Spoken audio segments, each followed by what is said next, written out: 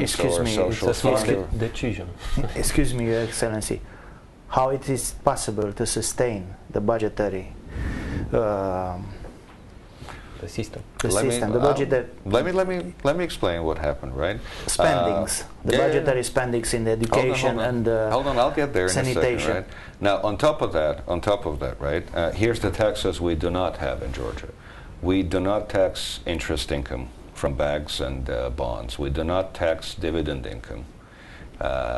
We have no capital gains tax. We have no wealth tax. We have no inheritance tax. We have no stamp duty. We don't have any of that stuff, right? And to answer your question, look, the Laffer curve is very real, and we are the living embodiment of that very simple economic maxim. Martha Laffer was a very smart man who said, it's very simple. The lower you make the tax rates, the more tax you collect, because the economic activity just booms, right? I'll just give you examples, right? So do you have the money to pay your doctors, to pay your teachers, to pay? Here's the numbers for you, right? 7 years ago, our GDP was $4 billion. Yeah. And we collected in taxes, when we had this complicated, typical, conventional system, we collected 15% of GDP in taxes. Yeah. So $600 million, right? Now, our GDP is close to $12 billion, so 3 times higher, and we collect $4 billion in taxes, okay? From 600 million to 4 billion, as the rates got dropped and as the taxes got eliminated, et cetera, right? So it's just, very simple. You make it flat, so you don't make it punitive at the upper earning scale, but you also broaden the tax base by eliminating all the incentives, exemptions, credits, rebates, and all that. And also the system becomes very simple to administer as a result, right? Because, look, it's just straightforward, right? And with that simplicity comes, obviously, additional improvement in the collection on top of the economic growth, but also you manage to nearly eradicate corruption as a result, right? Because when you think about it, there's really 2 major sources of corruption in any economy or in any society, right? One evolves around the tax, right? So essentially, yes. The more intrusive, complex, and multidimensional the tax system is, and or the more progressive it is, to put it in those terms, right? The more opportunities there are for corruption to arise, because you basically try to minimize that, right? And the one other thing is, of course, the intrusiveness of the state into the licenses and permits and so on and so forth. These are really the 2 main triggers of corruption. Now, on the tax side, I've already explained what we've done with the results, as I mentioned, right? So we're collecting $4 billion now instead of $600 million 7 years ago. On the deregulation of the economy, once upon a time, we had over 1,000 different kinds of licenses and permits in the country. Now it's down to 120, okay? We eliminated almost every kind of unnecessary license and permit, et cetera, right? Those few that remain are incredibly user-friendly, right? Why? Because there's a couple of core principles around which the licensing system is now built.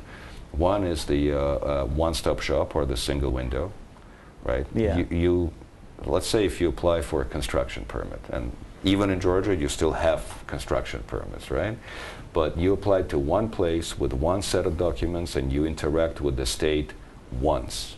You don't run around the city, exactly, with each bureaucrat trying to, extort a bribe. One-stop shop. Yeah. The second core principle that applies very broadly in our regulatory regime is silence consent. Okay, I need a license from you or a permit. I've applied. In most cases, not everywhere, but in most cases, you basically, as a state, have 30 days to reply. And your reply can be either yes, or a couple of documents are missing, or I have a question, right? But the onus is on the state to reply. And after 30 days? Silence is consent. If you haven't reacted, you have the permit. That's it, exactly, right? Yeah. So as a result, it basically takes, and it's a fact, it's a real fact, it takes about 3 months in Georgia to get the construction permit. From the first idea you have about building something in the capital, let's say, to having all the paperwork done and ready to go, right? I think only Hong Kong and a few others are better in terms of being even faster than us, but you know, we're trying to improve, right? So when you simplify the tax system the way I described, and when you deregulate the way I described, what you do as a result, you kill corruption, right? 10 years ago, we were one of the most corrupt countries in Europe, Eastern Europe, however you want to, you know, slice and dice it, right? Corruption had been a way of life. Yeah. And nobody really believed corruption could be nearly eradicated, right? Now, basically, Transparency International rates us as one of the least corrupt countries in Europe, consistently. There are international polls done every year, let's say by the International Republican Institute and so on and so forth, where less than 2% of citizens, now for 6 years running, reply yes to the question of whether in the past year they've been a bribe has been demanded of them, or whether they have bribed. I know a less very than 2%. interesting story about the Georgian police. Yes. Can you tell the story for our listeners? The traffic police was the traffic police. especially corrupt and I mean hopeless, really, right? So what was done in the early days by President Saakashvili is he fired the entire police force. From the general to the agent in the street. 18,000 people. From 3 months. In a day. And for 3 months there was no traffic police, while they encouraged the new people to apply in a transparent and competitive fashion.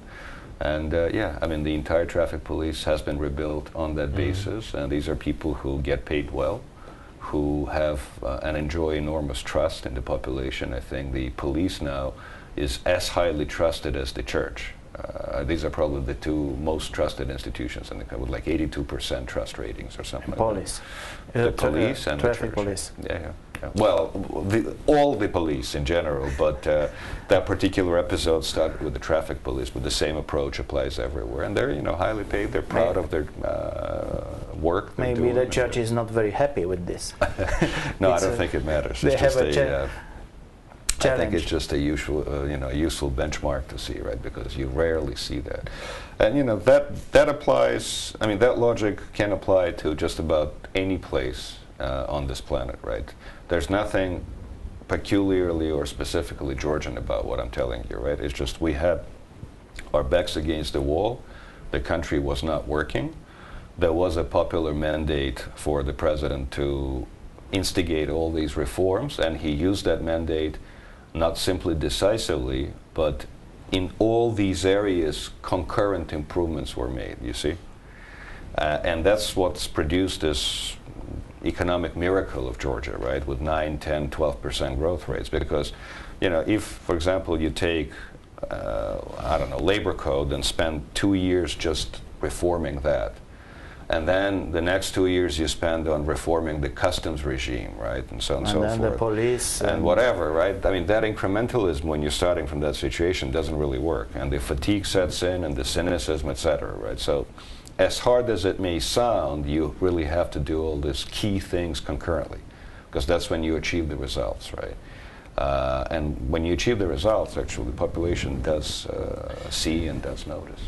It's a very interesting strategy. Can be it wasn't even a model we for just Romania. Georgia had no choice, you see. As a failed country, it had no choice. It wasn't a matter of let's choose this strategy or some other strategy, right? Yeah. There was no other strategy for the country. I know. On the other hand, I want to ask you something. What do you